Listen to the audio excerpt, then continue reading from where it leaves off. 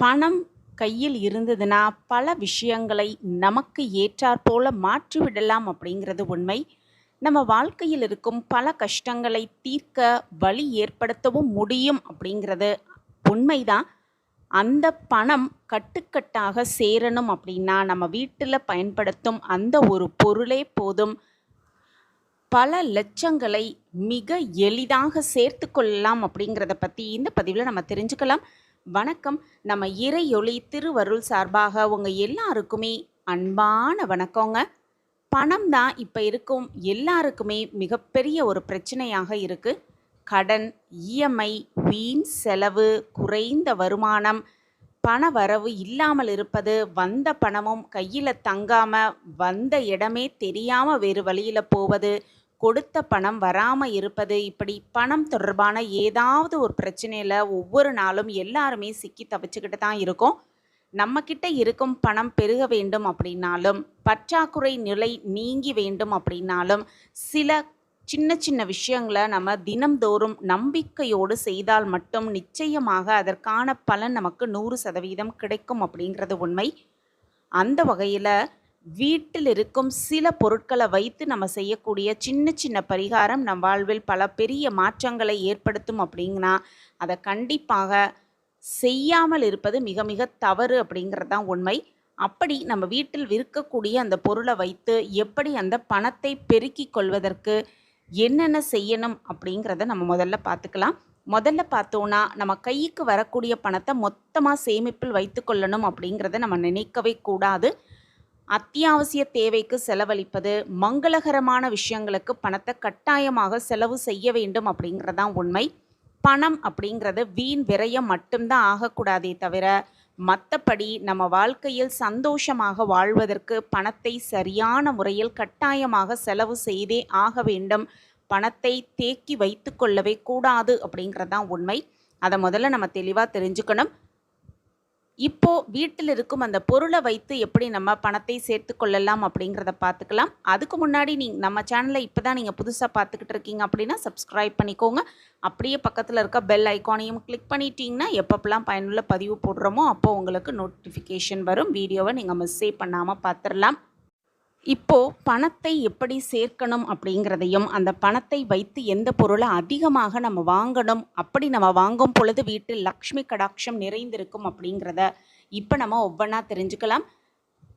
மகாலட்சுமி நம் வீட்டில் நிரந்தரமாக குடி இருக்கணும் அப்படின்னா மகாலட்சுமிக்கு பிடித்தமான நறுமண பொருள்னு பார்த்தோன்னா கிராம்பு அப்படின்னு சொல்லுவாங்க. சில பேர் அதை லவங்கம் அப்படின்னு சொல்லுவாங்க. இந்த கிராம்பை மாதந்தோறும் மல்லிகை சாமானோடு சேர்ந்து வாங்கி வீட்டில் வைத்துக்கொள்வது ரொம்ப ரொம்ப சிறப்பு. கிராம்பு வீட்டில் தீராத வண்ணம் அதை மென்மேலும் அதிகப்படுத்தி கொண்டே இருப்பது அப்படிங்கிறது வீட்டிற்கு மகாலட்சுமி கடாட்சத்தை கொண்டு வரும் ஒரு அற்புதமான விஷயமாகவே சொல்லப்பட்டிருக்கு. கொஞ்சம் அதிகப்படியாகவே கிராம்பை பணம் கொடுத்து வாங்குவதன் மூலம் நமக்கு நஷ்டம் எதுவும் ஏற்படாது அப்படிங்கிறத முதல்ல தெரிஞ்சுக்கணும். அதன் மூலம் அதிகப்படியான லாபம் கிடைப்பதற்கு நிறையவே வாய்ப்பு இருக்குது அப்படின்னும், பல லட்சங்களை கண்டிப்பாக சேர்த்து கொள்வதற்கான வாய்ப்பும் இருக்குது அப்படிங்கிறதையும் தெரிஞ்சுக்கலாம். இந்த கிராம்பை எப்படியெல்லாம் நம்ம பயன்படுத்தினோன்னா நம்ம வீட்டில் மகாலட்சுமி நிலைத்து நிற்பாள் அப்படிங்கிறத நம்ம ஒவ்வொன்றா தெரிஞ்சுக்கலாம். நம்ம வீட்டில் தினந்தோறுமே காலையும் மாலையும் தீபமேற்றி வழிபாடு செய்வது ரொம்ப ரொம்ப ஒரு முக்கியமான விஷயம், கட்டாயமாக பழக்க வேண்டிய விஷயம் அப்படிங்கிறது உண்மை. அப்படி நம்ம வீட்டு பூஜை அறையில் எத்தனை தீபத்தை நம்ம ஏற்றுவோமோ அத்தனை தீபத்திலும் நல்லெண்ணெயில், குறிப்பாக நல்லெண்ணெயால் அல்லது சுத்தமான பசும் நெய்யால் தீபம் ஏற்றுவது ரொம்ப ரொம்ப சிறப்பு. அப்படி தீபம் ஏற்றும் பொழுது அந்த எண்ணெயிலோ அல்லது நெய்யிலோ 2 கிராம்பை போடுவது அப்படிங்கிறது அந்த வீட்டிற்கு லக்ஷ்மி கடாட்சத்தை கொண்டு வந்து சேர்க்கும் ஒரு அற்புதமான விஷயமாகவே சொல்லப்பட்டிருக்கு. அதே போல் 2 கிராம்பை எடுத்து நம்ம தினமுமே பணத்தை எங்கே சேமித்து வைத்திருக்கிறோமோ, அது உண்டியலாக இருக்கட்டும், மரப்பெட்டியாக இருக்கட்டும், பர்ஸாக இருக்கட்டும், இல்லை ஏதோ பிளாஸ்டிக் பாக்ஸில் தான் நான் போட்டு சேமிச்சுக்கிட்டு வரேன் அப்படின்னாலும் நிச்சயமாக அந்த இடத்தில் ஒரு 2 கிராம்பை போட்டு வைப்பது ரொம்ப ரொம்ப சிறப்பு. அதே போல் வீட்டில் நேர்மறை ஆற்றல் அதிகரித்து கொண்டே இருக்கும் அப்படிங்கிறத நம்ம இதன் மூலமாக தெரிஞ்சுக்கலாம். அதே போல் கிராம்பை வேறு எப்படியெல்லாம் யூஸ் பண்ணலாம் அப்படிங்கிறதையும் இப்போ நம்ம ஒவ்வொன்றா தெரிஞ்சுக்கலாம். நம்ம வீட்டில் அதிகமான புழக்கத்திற்கு கொண்டு வருவதை, இந்த கிராம்பை புழக்கத்திற்கு கொண்டு வருவதை நம்ம வழக்கமாக்கி கொள்ளலாம்.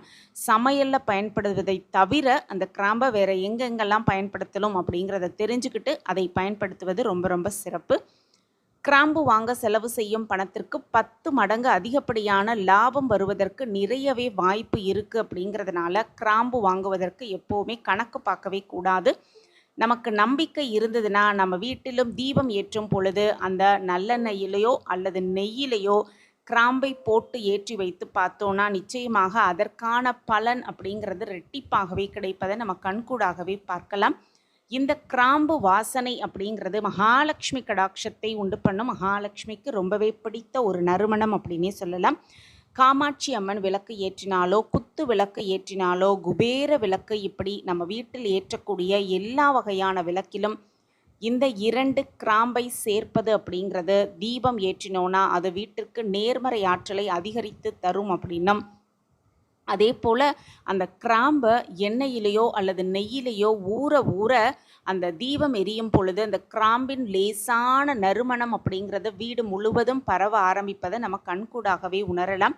இந்த கிராம்பின் வாசனைக்கு கட்டாயமாக எதிர்மறை ஆற்றலானது விலக்கப்பட்டு நேர்மறை ஆற்றல் அதிகரிக்கப்பட்டு மகாலட்சுமி நிரந்தரமாக நம் வீட்டில் குடிக்கொள்ள இது ஒரு நல்ல வழிபாட்டு முறையாகவே சொல்லப்பட்டிருக்கு.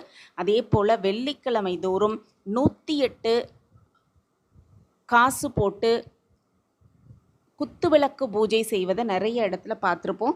அப்படி தினமும் ஒவ்வொரு வெள்ளிக்கிழமையும் செய்ய முடியலை அப்படின்னாலும் கண்டிப்பாக பௌர்ணமி தோறும் இந்த விளக்கு பூஜை செய்வது, அப்படி விளக்கு பூஜை செய்யும் பொழுது காசுக்கு பதிலாக 108 கிராம்பை பயன்படுத்தி அந்த பூஜையை செய்வது, ஒவ்வொரு முறை போற்றி சொல்லும் பொழுதும் கிராம்போடு சிறிது குங்குமத்தை சேர்த்து அந்த விளக்கு பூஜை செய்வது அப்படிங்கிறது வீட்டிற்கு மகாலட்சுமி கடாட்சத்தை கொண்டு வந்து சேர்க்கும் ஒரு அற்புதமான விஷயம்.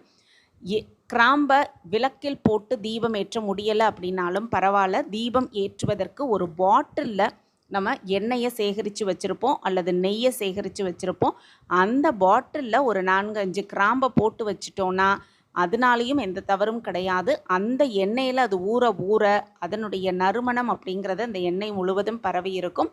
அந்த எண்ணெயை பயன்படுத்தி நம்ம தீபம் ஏற்றும் பொழுது தீபத்தில் போடப்படும் கிராம்பை விட இந்த எண்ணெய்க்கு அதீத மகத்துவம் இருக்குது. அப்படிங்கிறதுனால முடிந்தவரை அந்த கிராம்பை பயன்படுத்தி பல லட்சங்களை மிக சுலபமாக சேர்த்துக்கொண்டு சகல சௌபாக்கியத்தோடு வளமாகவும் நலமாகவும் வாழலாம். இந்த பதிவு உங்களுக்கு பயனுள்ள பதிவாக இருக்கும் அப்படின்னு நான் நம்புகிறேன். நம்ம சேனலில் நீங்கள் ரொம்ப ரொம்ப ஆதரவு கொடுத்துக்கிட்டு வரீங்க, எனக்கு ரொம்ப ரொம்ப சந்தோஷம். உங்கள் ஆதரவும் மென்மேலும் எங்களுக்கு கிடச்சிக்கிட்டே இருக்கும் அப்படிங்கிற நம்பிக்கையோட மீண்டும் ஒரு புதிய பதிவில் பார்க்கலாம். இந்த பதிவு உங்களுக்கு பிடிச்சிருந்ததுன்னா லைக் பண்ணுங்கள், ஷேர் பண்ணுங்கள், அப்படியே ஒரு கமெண்ட்டையும் போட்டுருங்க. உங்கள் கமெண்ட் தான் எங்களுக்கு மிகப்பெரிய ஒரு ஊக்கமாகவே இருக்கும். மீண்டும் ஒரு புதிய பதிவில் பார்க்கலாம். நன்றி, வணக்கம்.